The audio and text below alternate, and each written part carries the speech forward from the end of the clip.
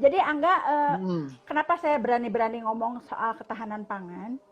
Ya, karena ada sedikit pengalaman. Pengalamannya itu sejak tahun 87 sampai 96. Itu saya mengelola program perbaikan gizi Jawa Barat. Oke. Yang pada saat itu Jawa Barat itu sudah masih termasuk Banten ya. Jadi saya punya anaknya 5 juta balita di Posyandu. Gitu. Nah, waktu itu kita pernah bikin suatu upaya tahun 94-95an lah ya. Upaya untuk Posyandu itu tidak seperti tentara ya, dikeprak-keprak gitu ya, disuruh datang dibagi bubur kacang pulang udah gitu kan, timbang pulang. Tidak ada komunikasi. Jadi kita bikin suatu kegiatan yang namanya pendekatan belajar di Posyandu. Jadi orang ke Posyandu tuh harus ada, oh untungnya saya tadi datang tuh ada sesuatu yang bisa saya bawa pulang, pengetahuan gitu ya, untuk ngurus anak khususnya. Nah, ternyata memang itu tidak mudah ya, komunikasi untuk apalagi pada zaman saat itu kan masih Orde Baru ya. Semua itu kebenaran hanya ada satu, yaitu kata Pak Harto gitu ya. Nah sekarang anak-anak sekarang kan terbalik, jadi asapang benerna gitu ya. Jadi ngirim sampah itu keren cina ya gitu. Nah jadi mungkin semua juga harus ada keseimbangan. Nah kembali ke soal tahanan pangan ini, memang keluhannya gini, bujeng-bujeng atuh Bu, makanan bergizi mah teka bedag gitu kan. Abdi mah cekap we ku sangu sareng asin tah. Itu yang akan kita coba katakan enggak. Makanan bergizi itu tidak selalu mahal. Dan makanan mahal sebaliknya tidak selalu bergizi. Tidak selalu bergizi, betul-betul. Gitu. Ya. Nah, mungkin itulah Angga singkatnya. Nah, waktu saya di Nepal juga, Nepal itu miskin banget. Saya di sini ngomel-ngomel dengan keadaan masyarakat dan secara umum dan pemerintah secara khusus, tapi di Nepal lebih parah gitu ya. Jadi saya di Nepal juga mencoba berbagai hal untuk memperbaiki keadaan masyarakat. Kebetulan untuk gizi tidak secara khusus, tapi kita mencoba memperkenalkan diet, physical activity and health waktu itu. Jadi bahwa semua orang itu punya tanggung jawab untuk menyehatkan dirinya. Karena apa? Karena kesehatan itu tidak menjadi tujuan, tapi menjadi alat orang supaya bisa berproduksi atau berkontribusi gitu ya, berproduksi sesuai bakat dan potensinya. Kalau anak-anak belajar, kalau orang tua mencari nafkah atau mencari kehidupan gitu ya. Jadi kalau dikatakan biasanya memang yang populer itu yang disebut sehat itu adalah tidak sakit gitu. Kalau kata WHO kan sehat itu bukan hanya tidak sakit, tapi produktif ya. Betul. Kalau orang cacat juga bisa berproduksi ya. Seperti itu siapa tuh yang black hole itu? Ada seorang ahli komputer yang udah tidak berdaya. Stephen Hawking ya. Bukan Stephen Hawking mah yang penulis ini Mas. Mirip serupa tapi tak sama. Lupa saya, ya pokoknya udah ya, kita tahu ya. Jadi artinya ada ekstrim-ekstrim. Tapi secara umum kita harus membantu masyarakat yang tidak sakit supaya lebih sehat gitu lah. Betul.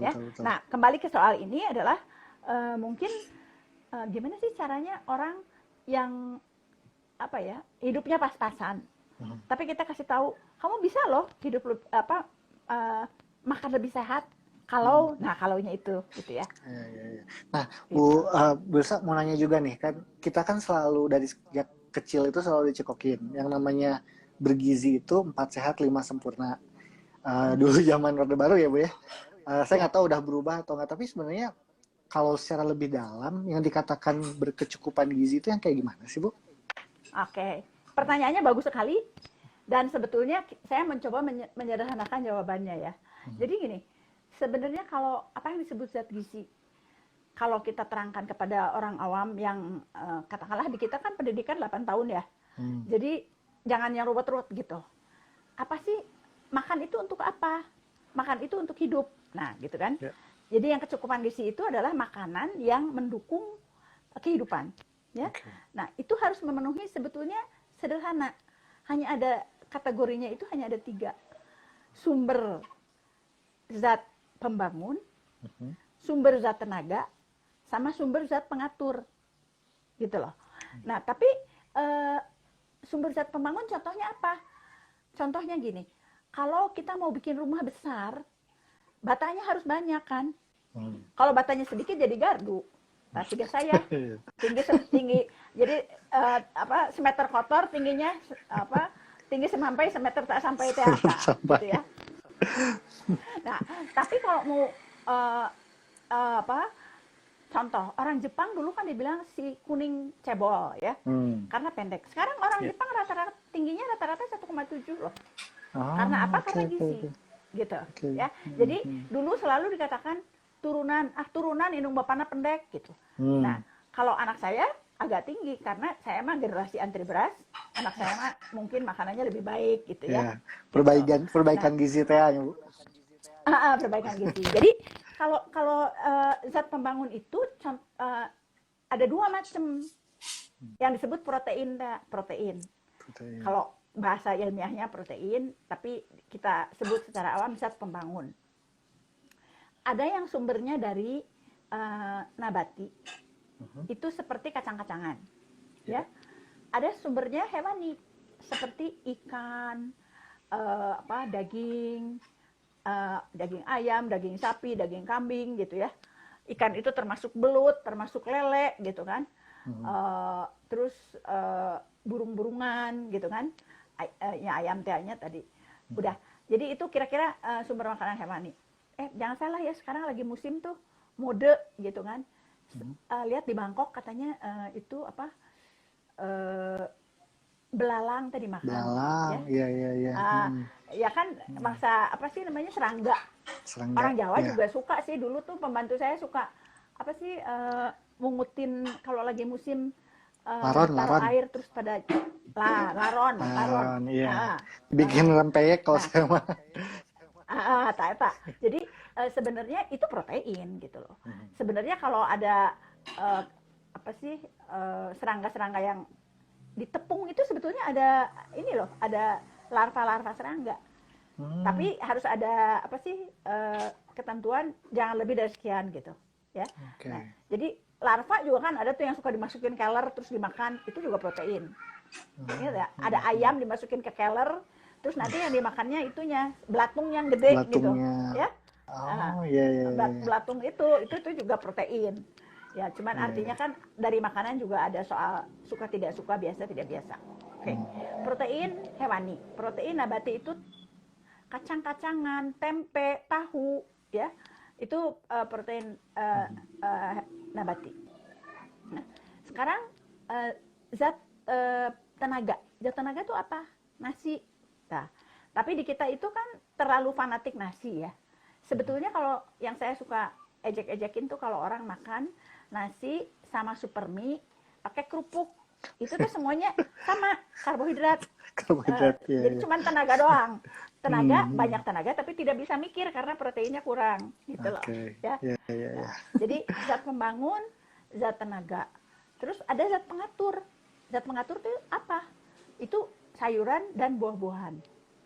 Nah, fungsinya apa? Saya suka bilang kalau ke orang yang sederhana, gini aja, ibaratnya kalau ada jalan rame, nggak ada polisi, bisa tabrakan.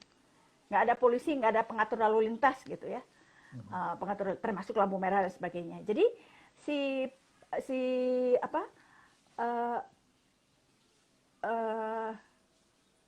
sayur dan buah itu adalah sumber zat pengatur. Yang disebut zat pengatur itu apa sih? Di dalamnya apa? Vitamin gitu loh. Vitamin dan yang disebut mineral. Mineral itu jangan salah ya, di iklan tuh ada yang menyalah kaprahkan tuh. Mineral tuh iklan mineral, katanya ada mineralnya. Sebetulnya kan mineral itu khusus dari pangan sebetulnya ya. Jadi mineral itu dibutuhkan, misalnya seng. Seng itu dibutuhkan pada saat seorang ibu hamil, karena kalau yang kekurangan seng, ibu hamilnya, anaknya itu bisa terjadi gangguan pembentukan tulang punggungnya nggak ketutup. Itu ada yang disebut ada suatu kelainan bawaan ya. Tulang punggungnya itu kan itu isinya susunan saraf pusat tulang punggung itu. Nah, itu tidak tertutup. Jadi ada keluhan gitu ya. Jadi semacam kecacatan gitu. Nah, kemudian yang lain lagi yang penting juga zat besi. Orang di kita itu karena kurang kurang zat besi, terjadi kurang darah. Kurang darah itu bukan jumlahnya, tapi si butir darahnya itu tidak merah. Akibatnya apa? Akibatnya karena tidak merah, kurang hemoglobin, ya. Akibatnya dia itu tidak bisa menangkap O2, oksigen, zat asam. Jadi kalau tidak ada zat asam, biarpun makanannya banyak ya, karena tidak ada zat asam, tidak bisa diolah gitu. Gitu loh. Jadi kurang darah itu akibatnya adalah gangguan kesehatan. Dan di kita itu ternyata remaja itu cukup banyak yang kurang darah ya, 70%.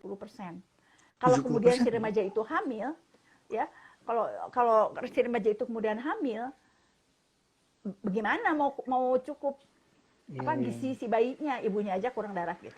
Makanya ibu hamil di Indonesia itu harus dikasih zat tambah darah gratis di puskesmas selama hamil gitu. Ya. Nah, kemudian tadi yang soal 4 sehat 5 sempurna itu bukan salah. Itu terlalu susah untuk dipahami gitu. Nah, jadi sekarang itu ininya slogannya adalah makan bergizi yang bervariasi gitu lah kira-kira isinya ya. Jadi kalau supaya memudahkan tuh Kementerian Kesehatan sekarang bikin gambar piring. Gambar piring itu seperempatnya sumber tenaga tadi ya, sumber tenaga. Nasi itu seperempatnya. Kemudian nanti ada seperempatnya lagi protein yang terdiri zat pembangun yang terdiri dari yang bersumber hewani dan bersumber nabati. Nah, yang setengahnya lagi itu harusnya buah dan sayur gitu loh. Dan memang ternyata di Indonesia itu kurang sekali orang memakan buah dan sayur. Nah, kemudian satu kesalah kaprah lagi adalah minum vitamin aja beli dari apotek. Jadi vitamin itu kalau terlalu banyak mah dibuang gitu loh. Sebetulnya kalau makanannya cukup, mungkin tidak perlu tambahan vitamin juga sudah sehat gitu loh. Gitu. Nah, kecuali pada ibu hamil, karena ibu hamil dan anak-anak itu memang memerlukan perhatian khusus gitu. Oke. Nah, Bu Elsa, kalau si makanan bergizi ini dan bervariasi dan berimbang gitu, itu untuk setiap kelompok umur sama nggak sih Bu? Artinya misalnya saya dengan anak saya misalnya umur 7 tahun itu tinggal porsinya sedikit dikurangin atau proporsinya juga berbeda? Ya sebetulnya sih prinsipnya sama ya, tapi sebetulnya harus ada penekanan ya. Karena juga ada kapasitas perut ya. Kalau anak kecil kan kapasitas perutnya sedikit. Ya. Jadi kita sarankan makan sering kalau anak-anak. Kan makan sering, kemudian kan kalau bayi baru lahir itu jangan dikasih apa-apa sampai umur 6 bulan. Kemudian 6 bulan mulai diperkenalkan sedikit-sedikit ya. Ada air jeruk, kemudian sekorokan pisang, kemudian bubur susu, kemudian tim gitu ya. Kemudian jadi itu berangsur sampai dari 6 bulan sampai 1 tahun, itu umur 1 tahun, si anak sudah boleh makan makanan dewasa yang lembek. Jadi jangan pakai sambal tentunya ya. Si anak itu makan makanan dewasa yang lembek. Nah, satu hal lagi yang penting adalah memperkenalkan bermacam-macam makanan pada anak. Kenapa? Karena katanya ada suatu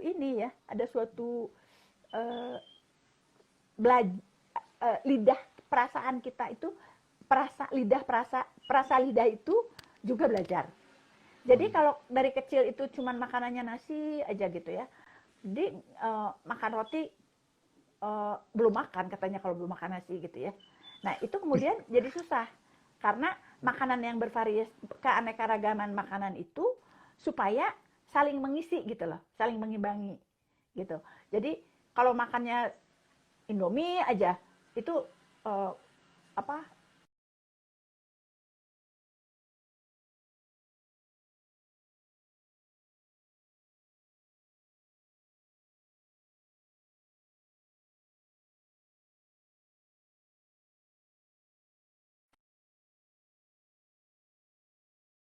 kenyang.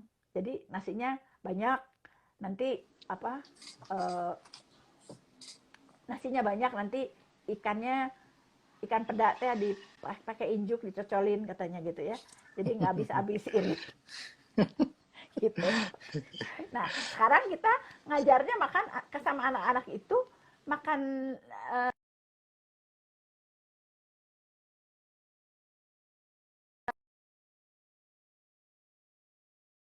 buah-buahan gitu. Jadi pada anak-anak itu diajarkan mereka suka makan buah, suka makan sayur. Itu. Halo, aduh, punten Bu, sekedap. Halo, halo, Bu Halo, Elsa, masih dengar? Masih kedengeran ya? Ya, punten tadi kayaknya kedengaran? ada sedikit gangguan. Mangga Bu. Oke, ya, Ah, Nah, ya, oke. um, Sok. Nah, saya tertarik karena ini Bu bicara tentang makanan sehat untuk kalau misalnya akses pangan terbatas, khususnya misalnya di ya masyarakat prasejahtera gitu ya, masyarakat miskin di perkotaan. Kalau saya dengar di kasus kalau di bidang ilmu saya di ilmu sosial, sosiologi biasanya kita melihat bahwa permasalahan ketahanan pangan atau ketahanan gizi itu juga terkait dengan struktur masyarakat. Dalam artian, misalnya kalau di Amerika, yang saya tahu di Amerika Serikat, itu masyarakat miskin banyak yang mengalami obesitas. Karena tadi itu kata Bu Ilsa, gizinya nggak cukup dan disuguhi fast food yang relatif lebih murah di sana gitu. Sementara mungkin kalau di Indonesia fast food relatif lebih mahal, tapi tetap ya gizi masyarakat prasejahtera nggak seimbang. Nah, ada stigma bahwa makanan sehat itu hanya bisa diakses oleh ya yang mampu gitu ya, kelas menengah, artinya masyarakat miskin tidak bisa mendapatkan akses pangan sehingga akhirnya ya dampaknya seperti itu. Nah itu apakah benar seperti itu, dan kalau enggak, bagaimana sih sebenarnya strategi mendapatkan makanan sehat bagi masyarakat yang memang aksesnya terbatas gitu. Ya, kalau menurut saya senjatanya itu pengetahuan. Hmm. Pengetahuan dan sebetulnya keinginan untuk menjadi sehat itu ya. Karena itu kan nggak bisa dipaksa. Nggak bisa dikeprak-keprak atau yang sehat kan harus dari usaha kita gitu. Karena tetap aja makanan sehat itu lebih susah ya. Kalau makanan yang saya lihat di kelompok katakanlah buruh lah ya, ibunya jadi buruh, nggak punya waktu nyiapin anak makan pagi, ya jajan gitu, kasih uang pagi-pagi. Nah katakanlah uang 5.000, si ibunya tuh bisa nggak ngasih tahu ke anaknya kalau mau jajan yang sehat tuh apa gitu kan. 5.000 katakanlah bisa, katanya bisa 5.000 itu nasi kuning ya, atau bisa juga ciki gitu ya. Mending nasi kuning, mending ciki gitu kan, pilihannya gitu ya. Jadi menurut saya yang pendekatan belajar itu adalah ibunya tuh harus ngerti kenapa anak itu harus dikasih makan itu, dan bagaimana menyiasati keterbatasan dana yang dimiliki keluarga gitu. Nah jadi kalau misalnya ibu hamil ya, ibu hamil tuh tergantung trimesternya ya. Kalau ibu hamil dari mulai hamil sampai 3 bulan itu biasanya kan mual-mual, ngidam-ngidam itu ya, nggak mau makan. Nah, jadi kalau ibu hamil yang pintar, dia makanannya tidak usah banyak, tapi sehat gitu. Misalnya makan es krim gitu ya, makan es krim mah mahal gitu ya, es putera tuh tapi yang bersih gitu ya. Atau makan goreng tempe itu sehat gitu ya. Telur rebus telur kan tidak terlalu mahal. Nah yang herannya juga ya, saya tuh masyarakat Indonesia dibilang miskin, semiskin-miskinnya makin miskin malah makin banyak ngerokoknya ya. Karena katanya lebih banyak anggaran rumah itu ada yang lebih tinggi untuk rokok daripada untuk beli makanan gitu loh. Betul. Jadi soal prioritas juga ya. Kalau orang ngerti ya mungkin mendahulukan makanan. Tapi kalau orang tidak ngerti mungkin mendahulukan rokok karena enak atau mendahulukan gaya ya. Seperti tokoh selebriti siapa gitu. Tasnya keren, lipstiknya bagus gitu. Tapi makanan mah nggak ada yang lihat. Karena masyarakat kita juga memang lebih banyak atau lebih sering ingin ingin seperti yang lain gitu. Jadi itu mungkin hal-hal yang perlu kita ingat juga. Ya.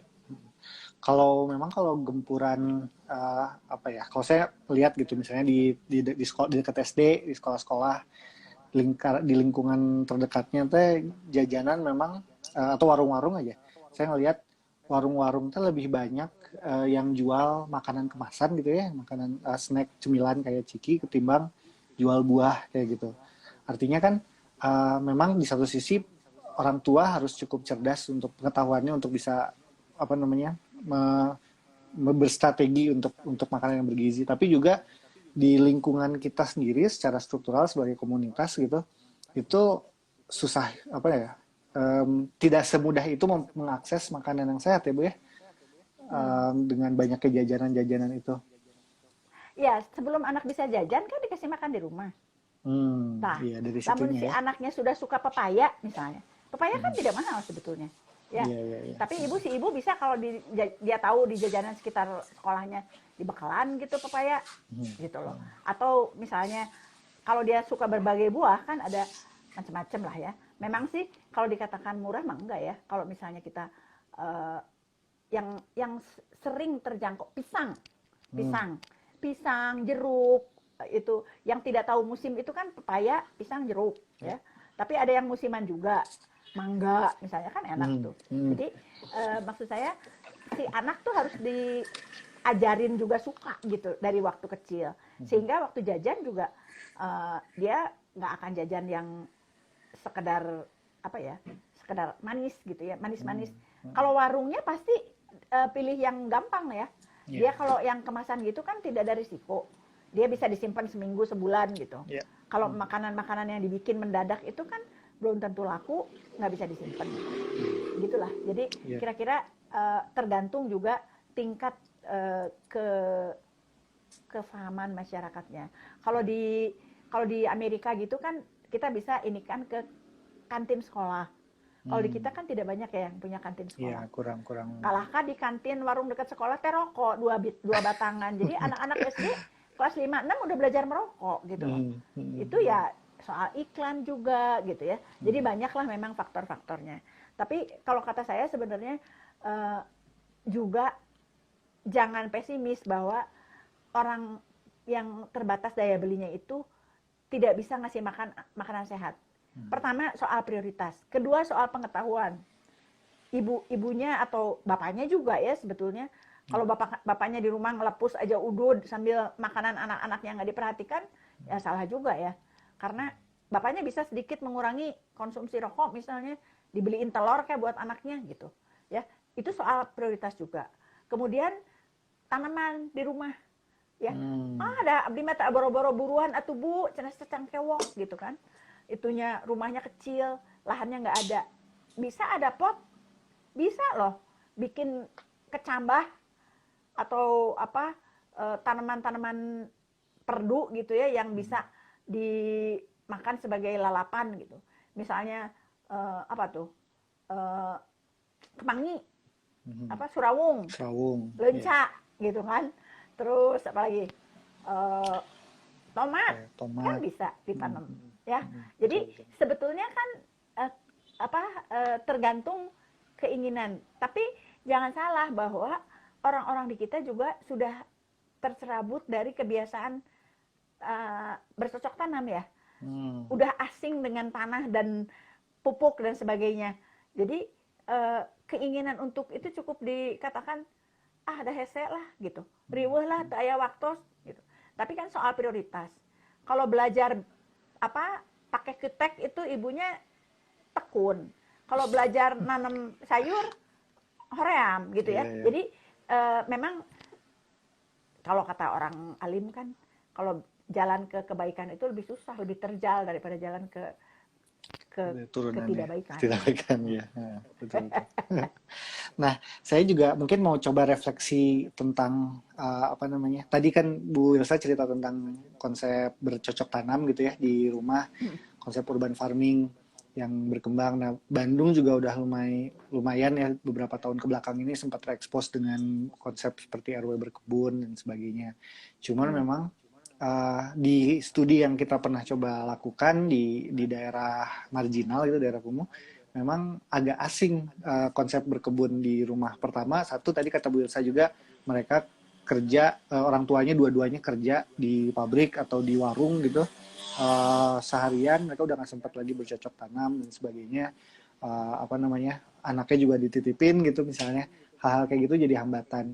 Nah, tapi saya penasaran dan kita juga melihat ada temuan bahwa komunitas punya peran yang sangat besar di situ. Apa namanya, mereka juga ada kebun, karena kalau lahannya kecil mungkin Korea mulainya misalnya di lahan kecil untuk ini, tapi kalau misalnya bareng-bareng komunitas ngeluangin waktu Sabtu Minggu gitu di situ. Nah, kalau pengalaman Bu Ilsa sendiri, di seberapa besar sih peran komunitas gitu, baik RT atau ya mungkin tetangga gitu dalam mensupport si ketahanan pangan keluarga itu? Dulu zaman, tapi ya zaman oprak-oprak teh hanya saya waktu saya muda itu kan aktifnya itu saya dari 80-an 90-an. Zaman semuanya itu pakai instruksi tentara dan sebagainya. Tapi sebetulnya kalau ada tokoh championnya kita di masyarakat gitu ya, orang yang punya keinginan untuk memajukan lingkungan, itu suka ada aja loh. Dulu saya ketemu dengan orang yang sampai didatengin tuh, waktu itu ada pertemuan PKBI nasional, didatengin tuh ke Kerawang, ada yang bikin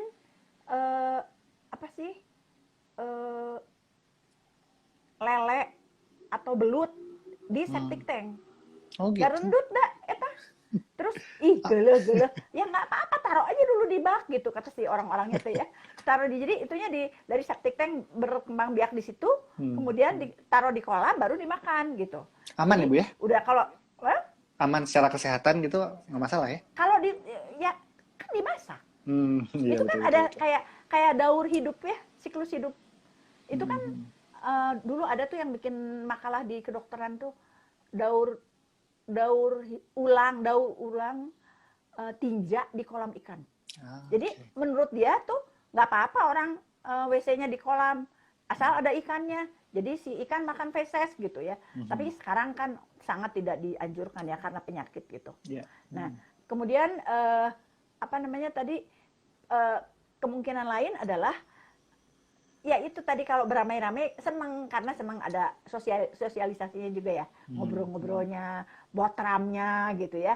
Jadi sekarang itu ada pendekatan baru nih Jokowi nih,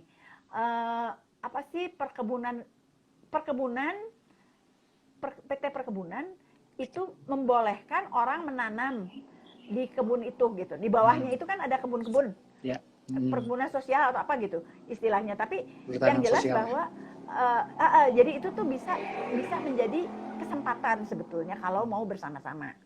Tapi memang sih masalahnya juga kayak di lingkungan tertentu itu serba tidak aman ya. Contohnya di Lembang nih, saya punya sedikit lahan di Lembang. Terus pengen itu supaya ada tambahan gizi buat anak-anak misalnya. Yuk nanam ayam, piara ayam. Jangan Bu, banyak cara kaki dua cina gitunya. Cara kaki dua tuh orang, jadi suka dicuri ya. Terus ya kemudian misalnya jadi ikan dicuri, ayam dicuri. Saya bilang ya kalau gitu nggak bisa mulai dong kita kalau selalu takut dicuri. Tapi itu juga salah satu tantangannya gitu loh. Nah, di Lembang itu kan sebetulnya tempat sayur dan buah. Tapi baru belakangan loh, sesudah ada orang yang sanggar di tempat kita belajar itu mengajak orang-orang untuk menanam sayur sendiri. Baru mereka menanam sayur di rumahnya. Karena sayur yang mereka tanam itu sayur untuk dijual gitu. Yang dibelinya mah kegawe ciki gitu loh. Jadi kita supaya bahwa itu jangan jangan apa ya, sayur itu harus ada yang dimakan juga dong gitu loh.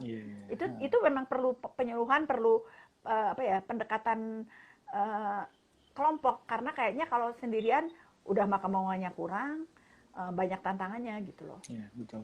Saya melihat di beberapa kasus gitu, dengan adanya coronavirus ini, itu sepertinya ada perubahan yang lebih baik menuju urban farming di tingkat rumah tangga. Karena ya memang sedihnya misalnya orang-orang banyak yang diputus di PHK gitu. Di PHK kemudian mereka akhirnya di rumah ngapa-ngapain terus bingung gitu kan.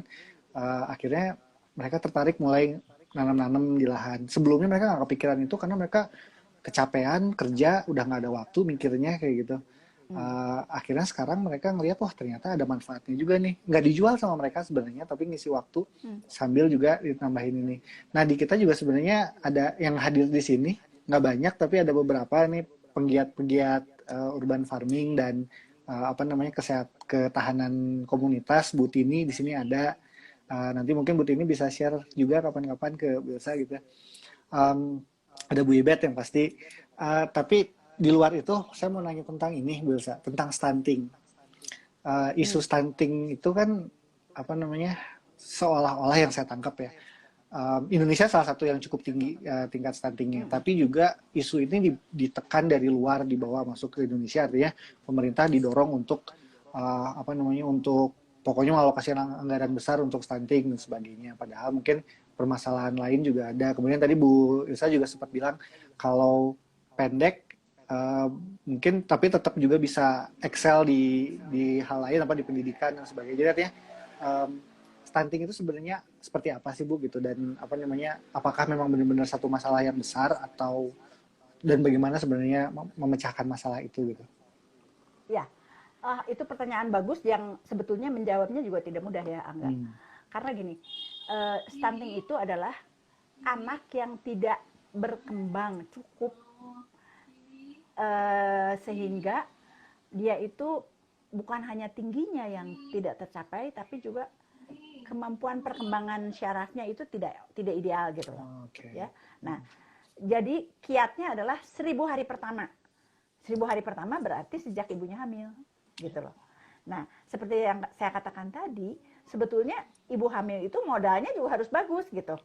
Kalau ibu hamilnya udah anemi, ya anaknya pasti tidak akan optimal gitu kesehatannya, ya. Nah, kita kaitkan juga dengan yang 1000 hari stunting itu, yang dikhawatirkan itu kan kemampuan. Jadi dia tuh bukan, stunting itu bukan terbelakang ya, tapi kecerdasannya tidak optimal gitu loh. Ya, jadi dia itu tidak akan cemerlang, tidak akan pinter, berpikirnya tidak akan apa ya, tidak akan bagus gitu ya, pemikirannya tidak akan bagus karena keterbatasan ya. Nah, kan salah satu ukuran bayi yang sehat itu beratnya harus di atas 3000 gram ya, di atas 3 kilo. Terus lingkaran kepalanya ada ukurannya tuh. Kenapa? Karena lingkaran kepala itu mengukur juga potensi kecerdasan gitu. Jangan kemudian terus ada yang melesetin. Kalau gitu kok bawa paling cerdas dong, kan otaknya gede. Ya bukan gitu ya. Jadi lingkaran kepala itu potensinya gitu. Nah, kemudian karena 1000 hari, jadi kalau ibu hamil itu target penambahan berat badannya itu harus 12 kilo selama hamil, supaya anaknya bisa 3 kilo lebih gitu. Ya. Nah, itu juga salah satu bagiannya adalah makan. Ya. Jadi kalau trimester pertama tadi makannya porsi kecil tapi yang berkualitas, pada trimester kedua, jadi mulai bulan keempat sampai ke-9, itu upaya untuk membesarkan bayi. Membesarkan bayi itu tadi dengan zat pembangun, proteinnya harus cukup, dan zat tenaga juga gitu. Ya, jadi protein cukup, zat tenaga cukup, dan vitaminnya cukup. Nah, sehingga kalau untuk ibu hamil khususnya ditambah dengan pemberian tablet tambah darah, karena banyak tingginya tingkat anemi di kalangan perempuan atau remaja putri di Indonesia gitu. Ini Bu Ibet nanya, Bu, kalau kesehatan Bapak juga berpengaruh ke stunting nggak, Bu? Kesehatan Bapak itu pengaruhnya tidak langsung ya. Tapi kan ada yang disebut kualitas benih juga ya. Oke. Spermanya itu kalau orang yang nggak sehat gitu ya, mungkin spermanya juga tidak banyak yang jelek gitu ya, kemudian jadi kemungkinan anaknya cacat dan sebagainya. Tapi kan kalau di masyarakat kita yang sangat bapak oriented gitu ya, sangat patriarki, bapak itu akan menentukan, Pan. Jadi jangan mengutamakan pamer misalnya. Yang penting anak-anak sehat nih, makanannya harus dijaga gitu. Itu mungkin peran bapaknya gitu. Jadi mengalokasikan cukup prioritas di dalam anggaran rumah tangga itu untuk makanan anak utamanya. Nah, ini menarik banget Bu, karena kalau dari sudut pandang kesehatan masyarakat dan juga dari sosiologi, kita melihat ada siklus kan ya Bu ya, ada siklus negatif di mana tadi gizi kemudian berpengaruh ke kecerdasan kemudian ke kehidupan ekonomi gitu. Kehidupan ekonomi berpengaruh juga akhirnya pendidikan rendah, kehidupan ekonomi, akhirnya terhambat juga akses ke pangan dan seterusnya gitu. Dan itu kan harus diputus ya si lingkaran itu. Dengan pengalaman Ibu di Posyandu, pusat-pusat kesehatan masyarakat gitu, seberapa efektif sih peran Posyandu dan peran pusat-pusat masyarakat itu untuk memutus si lingkaran itu? Ya sebetulnya sih kalau posyandu yang benar, posyandu yang mau belajar itu tadi ya. Jadi dia itu menyisihkan waktu untuk ngobrol dengan ibu-ibu. Kan dan pendekatannya tuh pendekatan orang dewasa, pendekatan belajar pada orang dewasa. Jadi orang dewasa itu tidak bisa diajar seperti guru dan murid gitu, karena dia sudah punya pengalaman sendiri, bahkan sudah punya keyakinan sendiri gitu. Sehingga yang penting adalah komunikasinya harus terbuka gitu, ya. Nah, yang kita pernah lakukan dulu adalah memberikan contoh. Jadi di posyandu tuh jangan hanya sekedar bagi-bagi bubur kacang gitu ya, tapi diberikan contoh. Coba anak yang tadinya di bawah garis merah gitu ya, terus dia pulih, dikumahakeun teh budak Bu, coba gitu kan. Atau anak yang terus aja di garis hijau, di pita hijau gitu, Bu, padahal ibunya nggak kaya misalnya, ibunya juga sama-sama lah jajar pasar dengan yang lain. Ibu caranya gimana tuh ngasih makan anak? Oh kalau saya Bu, anak-anak itu dibiarkan belajar makan sendiri, terus kita di meja makan tuh ketawa-ketawa, ngobrol gitu. Jadi suasana makan itu diasosiasikan dengan kesenangan, kegembiraan gitu.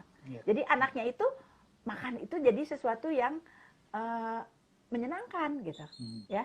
Itu salah satu. Kemudian juga ada yang rajin itu kan, rajin berkebun. Saya mah itu nangkep aja kalau mau ikan dari kolam gitu, ya. Dia rajin memproduksi sendiri. Atau saya punya ayam, nah telurnya buat anak-anak gitu. Jadi siasat-siasat untuk memberikan makanan sehat itu sebetulnya ada local wisdomnya gitu loh. Sehingga yang penting adalah mungkin LSM atau orang-orang yang peduli itu memfasilitasi supaya terjadi komunikasi dan orang-orang belajar dan mengatasi kesulitannya dengan mandiri gitu. Jadi belajar belajar merdeka, belajar untuk merdeka, dan merdeka untuk belajar. Sip. Tapi memang sebenarnya desain sistem posyandu, kemudian PKK, Karang Taruna di masyarakat kita itu sebenarnya ideal ya. Artinya kalau itu dijalankan dengan baik, harusnya bisa mensupport tadi pendidikan, kemudian kesehatan, pangan dan sebagainya ya. Nah itu kira-kira yang bikin yang bikin salah menurut saya adalah one size fit all itu. Jadi yang disebut one size fit all itu kayak yang sepatunya sama ukurannya dari Sabang sampai Merauke gitu. Padahal kakinya beda-beda, jadi nggak bisa gitu loh. Jadi yang penting harusnya dipusatkan pada pemahaman bahwa anak yang sehat, tambah umur, tambah berat, tambah pinter gitu loh. Ya. Nah, bagian dari itu adalah bagaimana ngasih makan anak gitu.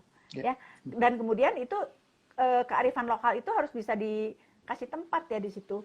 Bagaimana memberdayakan keterbatasan lahan dalam hal ini ya, bagaimana memberdayakan keterbatasan anggaran ya, itu juga sebetulnya bisa disiasati bersama ya. Kalau misalnya beli tempe mahal, yuk belajar bikin tempe yuk, gitu.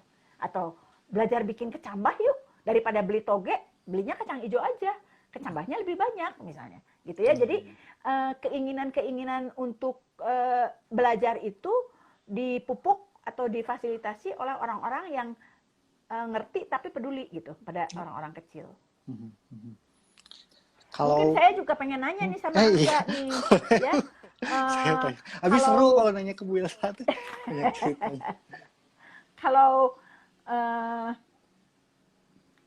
Kalau Angga itu kan aktif di masyarakat di masyarakat perkotaan juga ya kalau nggak salah ya. Yeah. Nah, sekarang yang saya ingin tanyakan untuk kesejahteraan mereka, kesejahteraan orang-orang di dalam tempat yang terbatas. Sarannya gimana tuh supaya tetap bisa tumbuh kembang secara optimal bagi anak-anak?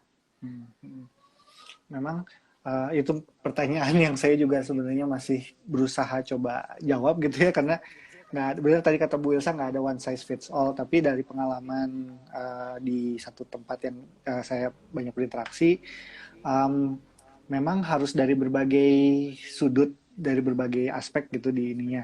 Kita coba misalnya bangun rumah belajar untuk anak-anak, dan kita melihat misalnya anak-anak karena mereka biasanya hari Minggu tuh nongkrong gitu kan, anak-anak SD kita ajak belajar di situ, dan ternyata anak-anak yang belajar di situ mereka juga yang nggak kita sangka mereka juga ngasih pengaruh ke orang tuanya.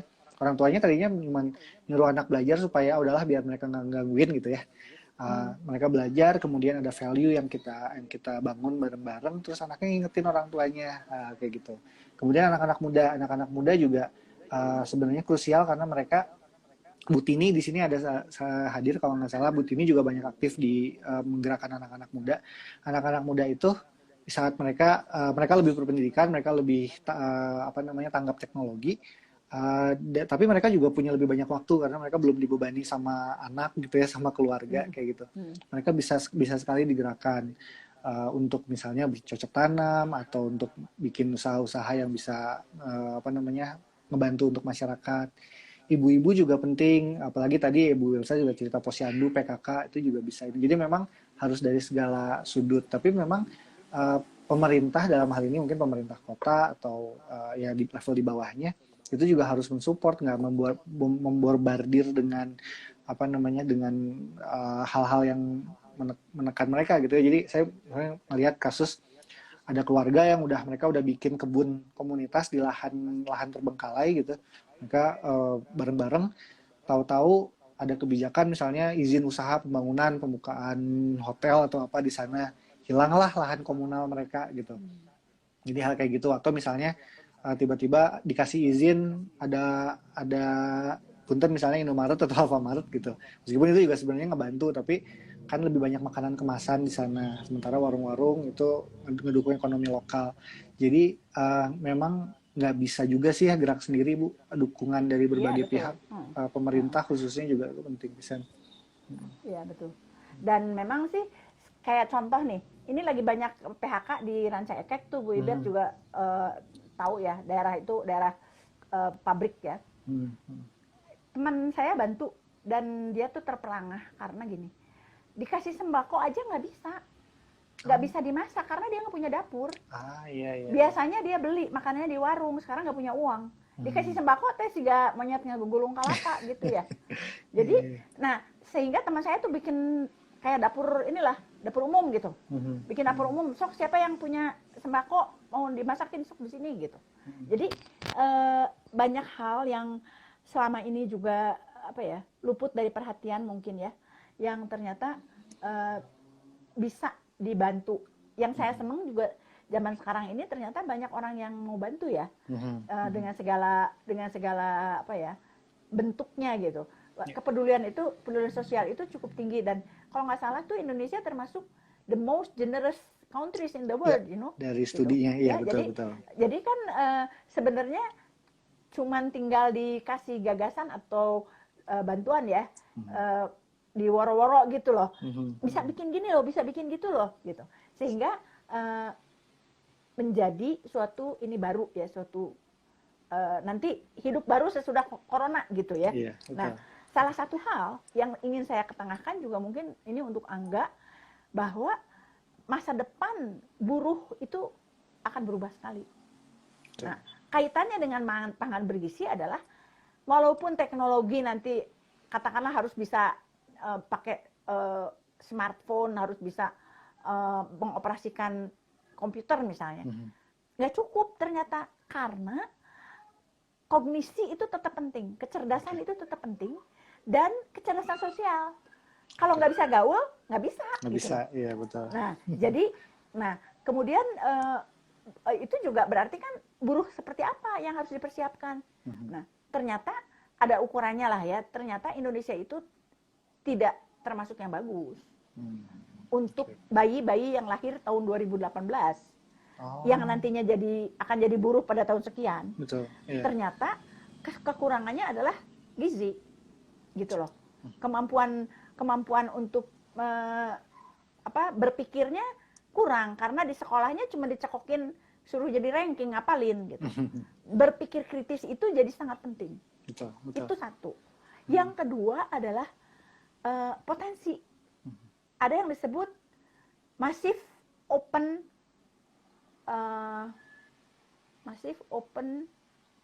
MOOCs istilahnya. Ya, MOOCs itu adalah untuk orang belajar online tanpa bayar. Itu potensinya tinggi sekali loh. Yeah. Tapi di kita kemudian kan masalahnya soal pulsanya nggak ada, iya, betul. kemudian wifi-nya nggak ada. Tapi kalau udah itu ada, keinginannya ada nggak? Keingintahuan. Betul. Jadi parenting juga penting ya. Parenting waktu anak itu kecil diceritain, sehingga anak itu menghargai informasi. Jadi bahwa lucu ya kalau kita bikin ngegambar warna biru sama warna merah itu jadi coklat gitu. Betul, ya. Betul. Atau warna hijau sama warna kuning itu warna biru sama warna kuning itu jadi hijau gitu. Itu salah satu ya. Tapi kan cerita-cerita sebelum tidur ya. Nah, salah satu keluhan teman saya yang guru, anak-anak zaman sekarang nggak suka baca. Nah, gimana mau sekolah kalau nggak suka baca? Nggak bisa semuanya pakai infografis ya, gitu loh. Jadi memang tantangan masa depannya untuk anak-anak kita juga cukup besar, sehingga sekarang itu saatnya kita untuk bantu orang tua menjadi orang tua yang lebih mumpuni ya, supaya anak-anaknya nanti bisa hidup sesuai dengan zamannya gitu. Betul. Baik. Terima kasih banyak lu Bu Elsa. Ini sebenarnya pengen diskusi lagi, cuman waktunya terbatas. Ya. Tapi kita akan lanjutkan lagi di diskusi yang lain. Hatur nuhun pisan Bu Elsa atas kehadirannya di sini. Teman-teman semua juga kalau ada pertanyaan bisa semua sharing. Nanti kita bisa komunikasikan, kita bisa diskusikan bareng. Nuhun sekali lagi Bu Elsa atas waktunya. Ya. Kita tutup sama-sama. Sesi hari ini. Bermanfaat. Insya Allah, amin. Assalamualaikum warahmatullahi wabarakatuh.